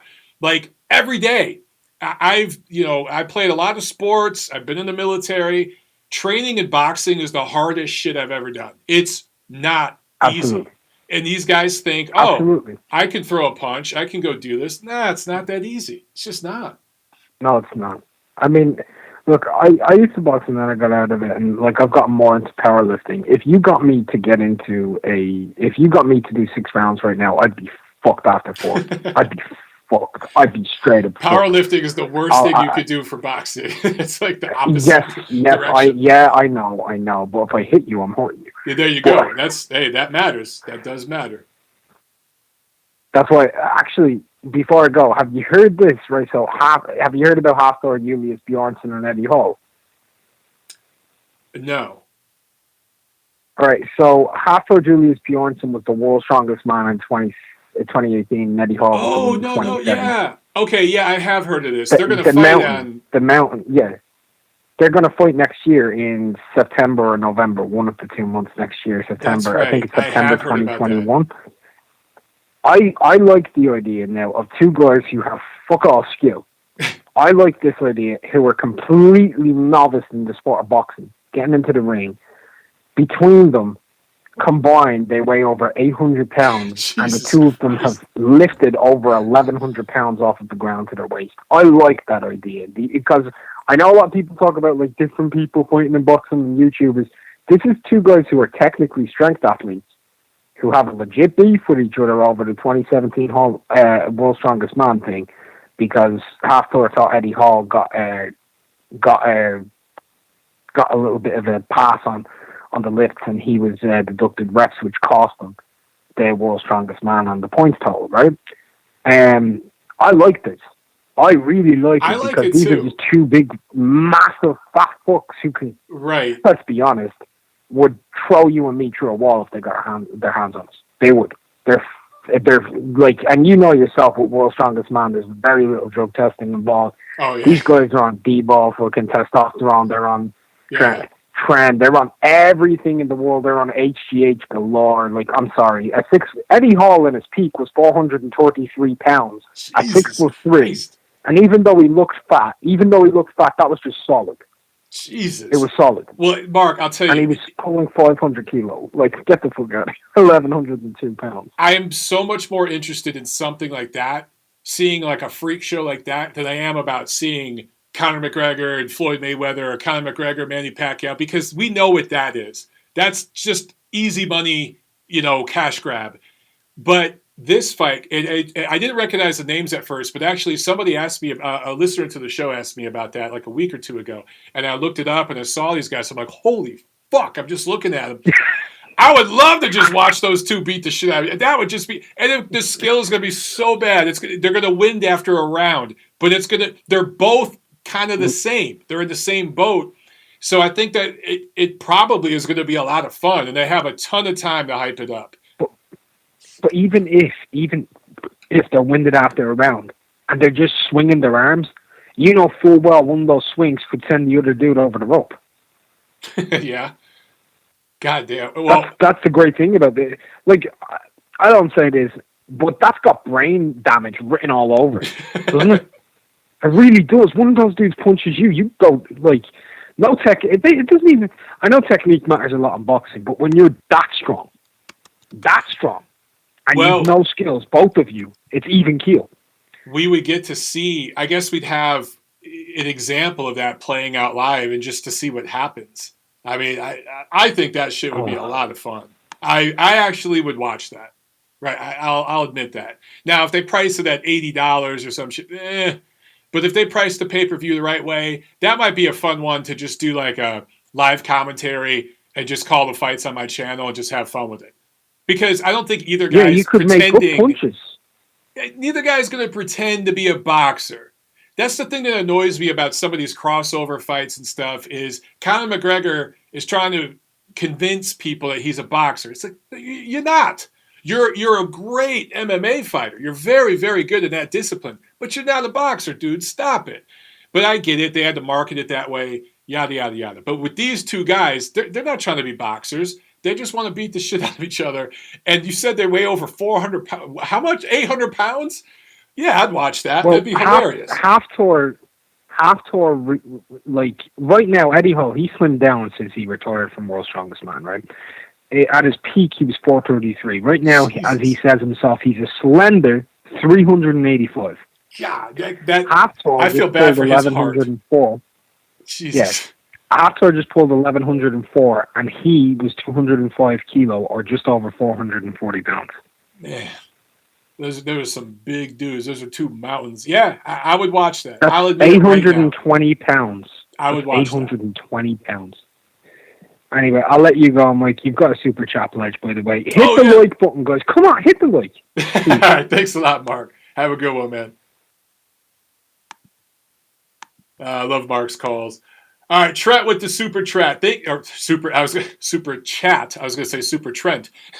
Trent with the super chat. Thank you so much, my man. Awesome super chat pledge. He says, "Yo, Ergashev and Vladimir Shishkin look great up in your city, Detroit, my hometown. Under Sugar Hill, who's your number one prospect? Between those two guys, I like Ergashev. In fact, I have a few friends that stay plugged into the boxing scene up there in Detroit. And I remember seeing, I think Ergashev fought on a ShowBox card earlier this year. And he looked really, really good. And I remember texting a buddy of mine up there and saying, dude, because he didn't know Ergashev yet. He just hadn't seen him yet. And I said, you need to go to the gym and check this kid out. He's the best prospect in Detroit right now. I truly believe. And Ergashev is from over in, I think he's an Uzbek. He's an Uzbek guy. Which, hey, what have I been saying about the Uzbeks? But he's based in Detroit now. I think Dmitry Salita promotes him, and he's going to. I'd love for him to start actually fighting in Detroit, but he's going to continue training there. I think he's the best prospect in Detroit right now, based there. And I think maybe, just maybe, if he has some success and brings some fights, to Detroit, maybe they can start building something there. There are real opportunities in Detroit right now. Because it's so cheap to run a gym there and everything. You have to get the community involved in going to the fights. But there's casinos in Detroit. There's gambling. It's a big sports community. In terms of sports, it's a big market. All the top sports are there. So I think that there's an opportunity for a Detroit-based fighter to bring something there. Ergashev has a chance. It just depends on what he wants to do. Great super chat, though, but he's saying, is the 100 to 147 pound division the deepest? Two divisions besides 154. And then he names Taylor, Gayasov, Ennis, Virgil Ortiz, Ramirez, Ergashev, Ivan Golub, Ugas, Spence, Crawford, and you can keep going. Man, I don't, I actually think 47 is a little possibly overrated in some people's minds. Very deep, very good division, but some people say it's the best in boxing. I don't know about that. 175 is pretty damn good right now. 175 is pretty damn straight, man. You with Beterbiev at the top, and then you've got, of course, Bivol if he stays there, and then I think Benavidez at 68, Callum Smith at 68. Those guys are going to be at 75 very soon. So I think 75 is a good, solid division. Cruiserweight's always good. Superfly, bantamweight are strong. 22, 26 are strong. 35 is pretty damn good. Dude, look at the young talent at around 30, 35 right now. You've got Haney, Tank Davis, Ryan Garcia. Of course, you got Vasily Lomachenko. And, we know Teofimo Lopez is going to be at 140 pretty soon, but right now he's at 35. I don't know, dude. 35 in terms of young, up-and-coming talent right now. That might be the best division in boxing in terms of young guys. Now, they're going to be at 40, 47 soon enough. But right now, dude, that's a deep talent pool of young, good fighters who are on the cusp of breaking through. I agree with you that 54 has got some very good young guys right now. Madrimov, we talked about Bohacek earlier. He's going to do well. I think he's going to win a title in that division. And those guys are eventually, a lot of them, going to be moving to 60. I think Jarrett Hurd at some point. I think both Charlos will be at 60. You've got Andrade, you've got Canelo, you've got Golovkin, you've got Derevyanchenko. People sleep on 160. That's a deep division, dude.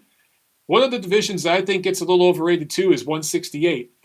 There's a couple of good guys at the very top, but you scroll down, it's not as thick as some would make you believe. 160, though, a lot of people sleep on that division. All right, let's get to a couple more calls. Man, we're going long today, guys. I hope you appreciate it. I know Tiff probably is making dinner and wants me to get upstairs and eat, but we're going long today. 317, you're on the neutral corner. Go. Hey, what's up, big guy? It's Jack Alter. What's up, Jack? How you doing, man? I just got my high school diploma in the mail. In the mail? Holy shit, dude. Yes, sir. That's so weird.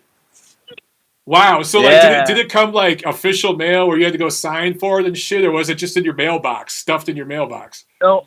Well, I say mail, but really the bus came, to the bus stop, and, there was teachers in the back of the bus, and they, handed it to me saying, congratulations and stuff. So your teacher, wearing a mask, I assume, handed you a diploma. Yeah. Man, 2020, man. Holy shit. Craziness. Well, Congratulations, man. Congratulations. Thank you. Did you see my interview with Virgil Ortiz? I have not seen it yet, but that's awesome. I will check that out. Yeah, man. I wanted to talk to you about this because I talked to him about it. Man, let's forget boxing for a second. We know Triple G beat Canelo twice. We know Beterbiev is the best light. We know all that, right? We know all that. So let's talk burgers. I talked to he likes the Whataburger. Yeah, and then someone Hamed says Jack loves talking about Golovkin. You know it. But no, what's your best burger place? Because here in Indiana, Five Guys, that's my go-to. I love Five Guys. Five Guys. Five Guys is good.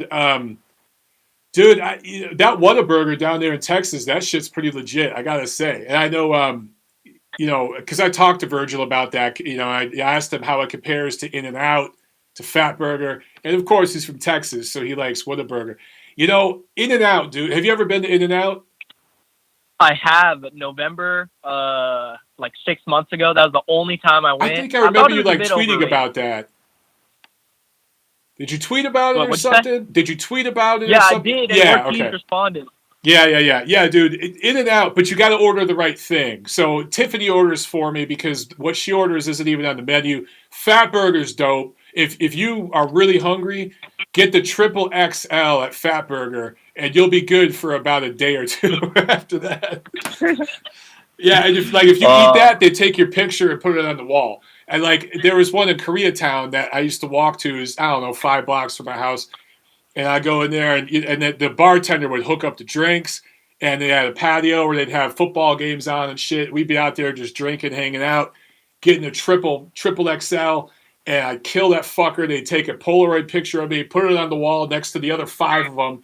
And then across the street was an ice cream joint. And I'd go over there and eat like a gallon of ice cream. Good times. Dang. Yeah, I wanted to ask one boxing question because I'm about to get food in a second. Actually, man, I'm a growing kid. Got to get them. Keep Gotta eating, get man. them burgers. Yep. Yeah. I saw Clarissa Shields posting. You probably talked about this in the past. How she would say like she'd give Golovkin a run for her money and like beat Thurman and Porter. I just want to ask you how badly would you dominate Shields in sparring? I see your reaction on the screen. Shields could probably fuck me up. All truth. Now, if I landed, landed. The thing is, I actually know dudes, friends of mine who have sparred her, and they tell me she's legit strong. She's a big girl, dude. She's a big girl. Now, for her to talk about Golovkin and all these guys, that's ridiculous. Like that's just, and again, if female boxing is this great sport, and stop comparing it to men's boxing. Build your own thing. The constant comparisons to men's boxing drives me nuts, and it shows the insecurity that some female fighters and their promoters have to always do that. But yeah, I think, those sorts of comments are just stupid. But believe it or not, every time she tweets something like that, if you look at the responses, there's a bunch of people that are like, oh yeah, you'd fuck them up. Oh yeah, that believe it. It just is what it is. Yeah, I don't want to get into any of the racist shit she said and how, like, this is your show. I could talk to you about this personally, but there's always going to be people disagree about like politics and things like that. But Shields, I don't know how you to feel about this, but my friend Jordan was saying how he hopes Shields gets into a similar situation as Gerald McClellan. Oh, Jesus Christ. No, I don't. We can't wish anything like that on somebody, man. That's not cool. That's not cool. Tell your boy that's not cool, man. I can't get with that. I can't get with that. All right, I'm gonna get my food. Hit the Blaze that hamburger, man. Go kill that. Hit the like button. All right, Jack. All right. Talk to you later, man. All right, bye. All right, a couple more quick calls, guys. Yeah, we're going here. Going on 2 hours today. All right, 441. You're on the neutral corner. Go. 441. Hello.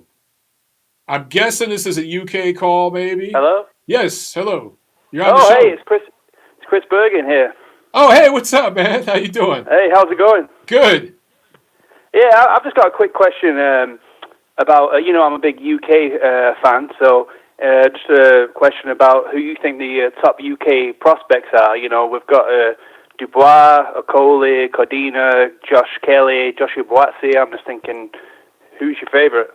I like Buatsi a lot. I like Kelly a lot, but I'm all in on the Danny Dubois hype train, my friend.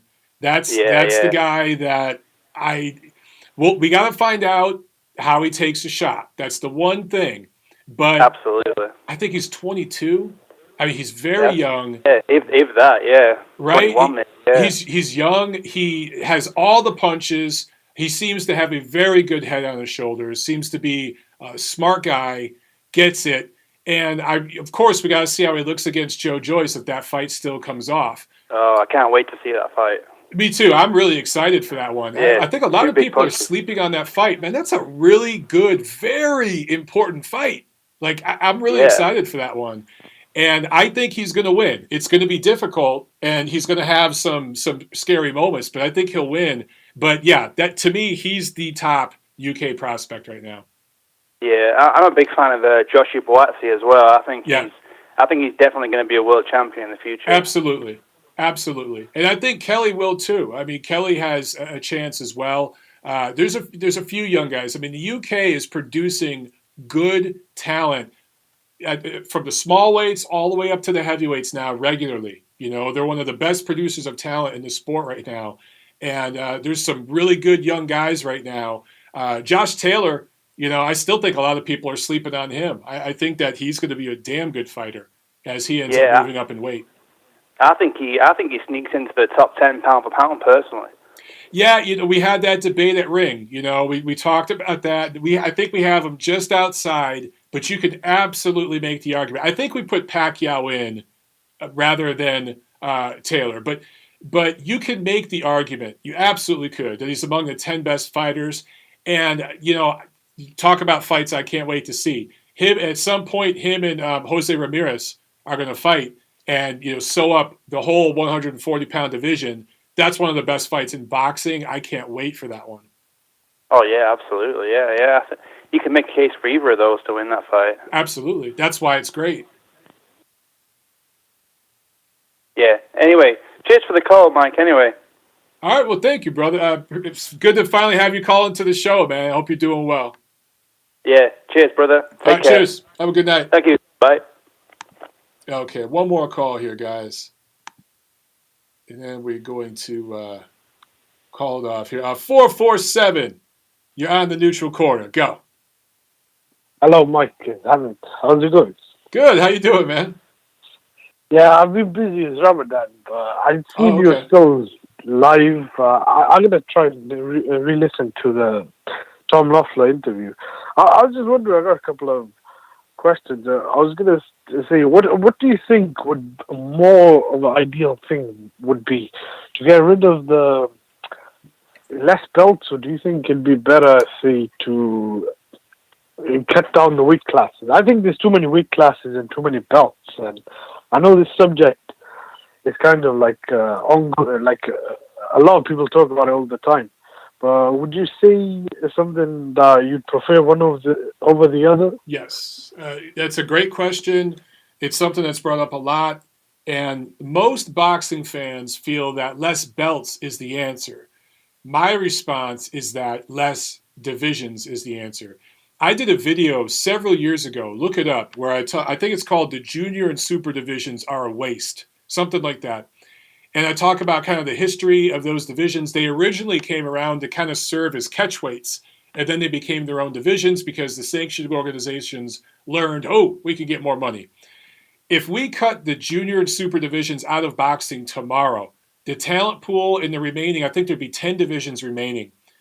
The talent pool would either double or triple in every division. And it wouldn't matter if there were 4 belts. It really wouldn't matter because the talent pool would be there. So just imagine, if you will, if, 108's gone, 115's gone, 122, 140, 154, 168 are gone. What that would do I'd to keep the sport. The cruiserweight. You have to keep I cruiserweight. agree with you.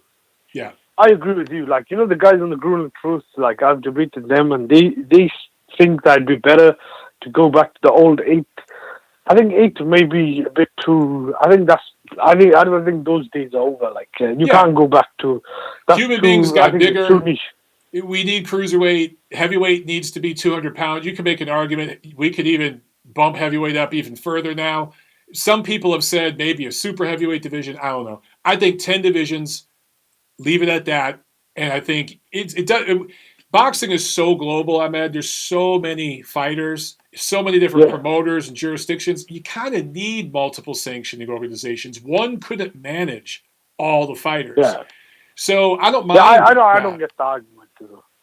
I think 3 was probably ideal, because then you could get a champion, then you could maybe get a unified champion, and if he's got 3 belts, he's undisputed. I think with the 4, it just overcomplicates stuff a bit. I see the other argument as well. Some people say, how could there be more than one world champion? But right. I just think he's a version of a champion. I think as long as they all fight each other, the champions fight and they unify, that's the good thing. I think there are too many weight classes. I don't mind the super middleweight and super welterweight divisions. I think those divisions have done well. But if you look around, a lot of the other divisions, I just personally think it's too many. I think there's 17 or 18. I personally think there should have been more than about 10 or 12 max. And even then, I think you could make an argument. I think 10 is enough, and again, you talk about, I agree, 154, 168, those, you usually get some really good fights, but if right now you cut those divisions out and all those guys at 54 had to move up to 160, think of the possible fights there, man. I mean, think of how loaded the middleweight division would be overnight.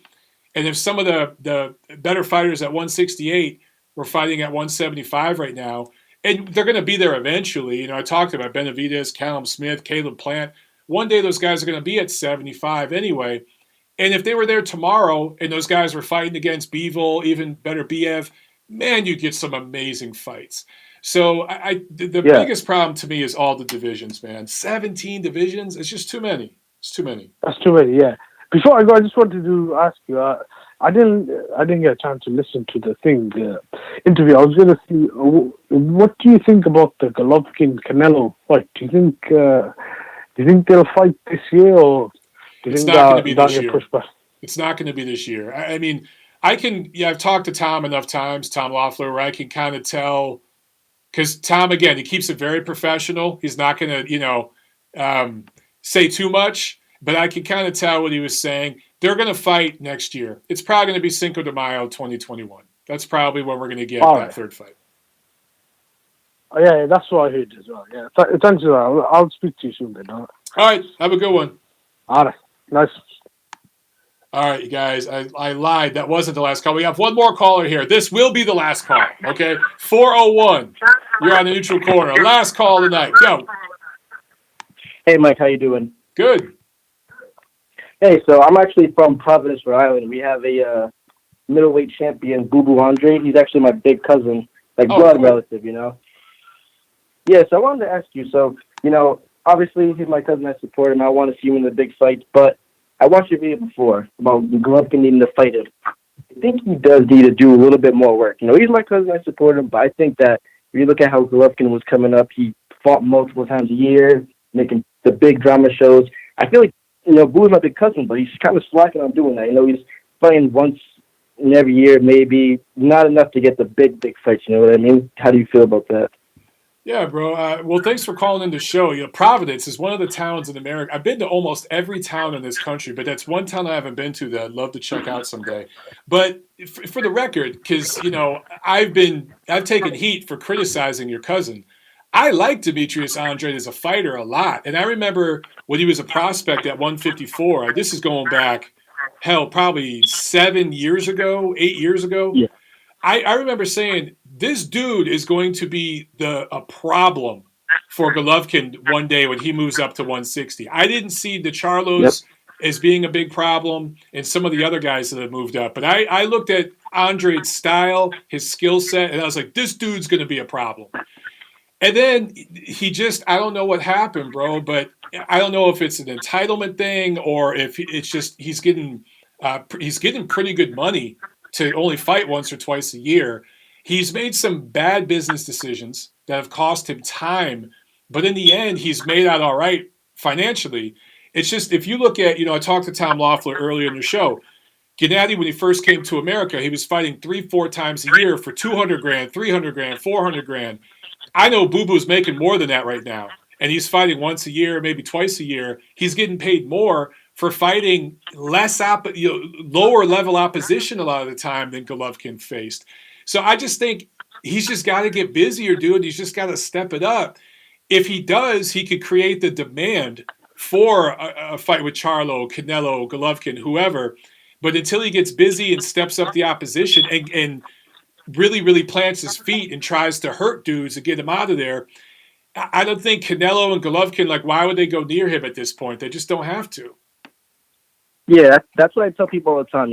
Obviously, if you're from Providence, you're going to support him. He's my cousin. I support him too, but I'm also realistic. I don't think that anybody who isn't creating the kind of demand that Triple G did deserve to get the big fight like with Canelo. He worked his ass off, did what he had to do. And eventually, they got a messy situation after, but he got the fight, And I would tell people, listen, he's my cousin. I support him 100%, and I want him to get the big fights, but you don't go somewhere, get a job, and expect to buy a mansion. No, you go somewhere, get a job, and start small. He's trying to go from fighting a small position to the elite level. He is elite level, but I agree he should get busier and stuff. And I've been to the boxing gym Boo Boo always went to. I grew up with him a lot, but I'm not gonna be biased because he's my cousin. I'm gonna be realistic here. And Triple G is my favorite fighter. From the sports standpoint. But obviously, if Boo Boo's fighting, I'm supporting him no matter what. So that would have been a crazy fight when Triple G was in his prime, at least. But I don't know. I think you could give a Boo Boo a tough challenge even now. So if they were to fight, Well, it'd be such a huge jump in opposition for Boo Boo, right? He just hasn't fought anybody. He's never been tested like that. That's what I'm saying. He Yeah. hasn't been, really pushed to that limit, and I feel like it'd be kind of too much for him, especially when G was in his prime. Back then, I was like, listen, I'm going to support Boo, but honestly, I don't know if he's going to win this one. If he did fight him back then, I'd support him completely. But I'm like, it's going to be hard because he's never been at that point. It's like, look what happened with Venice, getting dropped, and then you see what Triple G did to him. It's kind of like levels to it a little bit, Yeah, and part of that is building yourself up and going. Like, look, with the Venice fight, him being dropped, I don't look at that as a big deal. I mean, that's just part of boxing. Yeah, exactly. And the thing exactly. is, he got dropped, he got back up, he won the fight. And Yep. he needs to go through a few more of those situations, that process. He was supposed to fight Billy Joe Saunders, and for the record, a lot of people thought Saunders was going to win a fight. I thought Andrade was going to win. I favored Andrade. I still think he'd beat him right now because I think Saunders is overrated. But and it's not his fault that fight fell through. Saunders is the one who got caught, with drugs. But he's got to do something, dude. You got to talk to your cousin and tell him to get busy. I know, yeah. I mean, it's kind of hard to say, hey, dude, stop fighting people. But, when I see him, it's not too often. But I'm like, I wish the best for him. As long and he's making his money doing his thing. But, if you're a boxer, you really want the legacy more than anything. And it kind of sucks because, he is a big, big talent, really good. But it's like, and at the end of the day, he's not going to get the big fight. He's 32 now. I'm like, he's getting up there in the age. But, he hasn't taken crazy punishment. So maybe he'll be one of the special guys when they're older. They're still pretty good, He's a pretty slick fighter. Maybe. I think we just got to see, man. We got to see how he looks in there against an elite level guy, if he could take a punch. And then with a guy like him that is a mover, who uses skills, what happens when he's in there with a guy who won't let him do that shit? Can he bite down and grit out a tough fight? Like Golovkin just had a really tough one with Derevyanchenko. Derevyanchenko, style-wise, was a nightmare for Gennadiy. And Triple G was forced to bite down and just fight, just grit that shit out, and he did it. Can Boo Boo do that? Maybe. He might have that in him, but we have to see. We need to see somebody pull that out of him. Yeah, you always got to get tested.